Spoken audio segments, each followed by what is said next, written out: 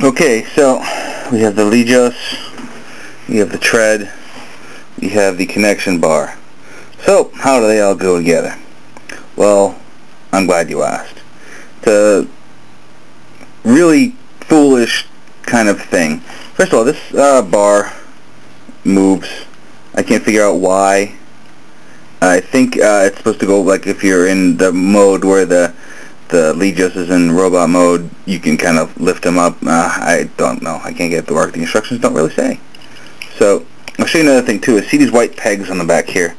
These are, this gear locks into place. You push the buttons in, you move the gear wherever. Different positions.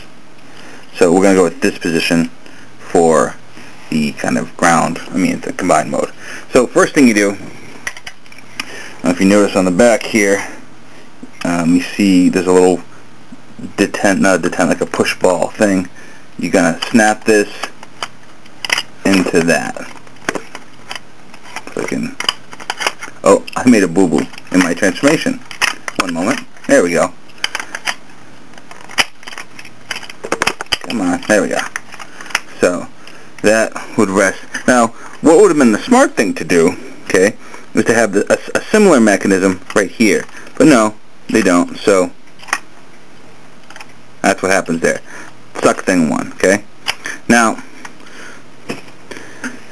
see these, see them here? See these pegs? Yeah, I'll go close. See these these little things?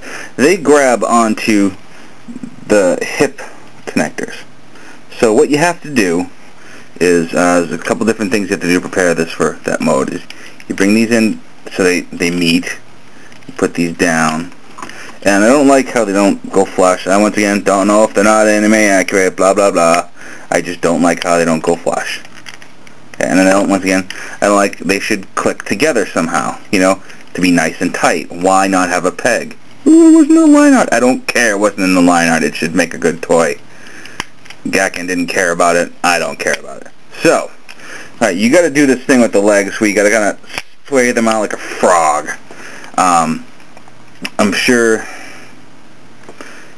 nobody had an idea how to do this. From what I heard, it was two different designers. You had Aramaki doing this one, and then afterwards someone came in and said, hey, we tacked this thing onto your design.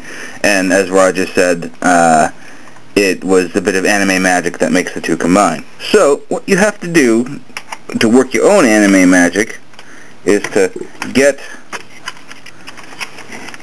see it here, get this thing to, now you notice there's virtually no friction here. Just, that's it, just rests. It rests there. Isn't that nice? It rests there. So what you end up with is something that looks like ass. And both pieces kind of just, look at me! It's like a big, rough, stupid ride. What the hell? I mean, come on. $300 and you couldn't figure this crap out? I mean, really? So, I don't know. I don't know if I'm doing it right. The instructions don't say. It doesn't stay together. From what I've heard, nobody can get theirs to stay together. It just looks like a jumbled, oh, sorry. Yeah, it's, in theory, yes, that looks tight, but you gotta realize I'm holding the thing together with my hand, and luckily I have giant man paws where I can cradle the whole thing.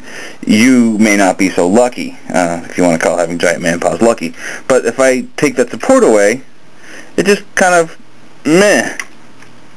You can't fly it around the room. I mean, how hard would it have been to make it so there's just a little thing that snaps the two together? Or even on the back of the feet, make it so the feet just snap. But no, just, so that pisses me off. Oh, and I didn't put the hands back in. So that being said, on their own, this is cool. It's nice. Not $300 nice for the set, but taken at face value, it's nice. It's nicely done.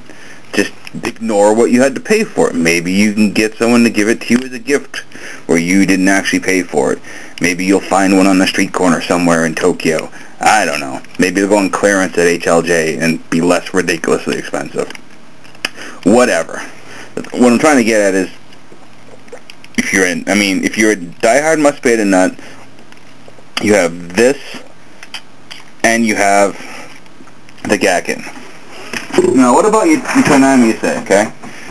This thing is crap. I love the fact that they made it, but honestly, there is no comparison. This thing disintegrated in my hands when I was doing photo shoots. I mean, nothing. Great, yeah, there's a lot of metal in it, but it is sloppy as hell. Paint, seam lines, if you want to appreciate, not that I think the cost is justifiable for the $300 piece, but you look at the manufacture of Toynami versus the CMs, and it is like night and day. On the Toynami, the fit is sloppy, the things wibble around, the head's lopsided. I sent it back twice because they didn't, because the fists were broken, the paint scratches, the proportions are odd. This thing, yes, it's expensive, but there's nothing wrong with it. Everything fits perfect, and is tight, and is machined to a level where at least they give kind of a crap about what they do. So in that respect, kudos to CMs. So yeah, $300. I'm gonna stay out of that one. I don't think it's a $300 toy. Your mileage may vary. There are some people that think just having this thing is $300 worth of toy. Maybe that's your thing. Me, no. But hey, whatever. So, this is Josh from Collection DX saying, if you've got money burning a hole in your pocket, you can buy a Legos at Hobby Link Japan. And but you can't get the red and green ones because those are only going to be show exclusives. So, until next time, when we review toys that are really way too expensive for their own good in this bad economy, this is Josh from Collection DX saying goodbye, lonely soldier boy.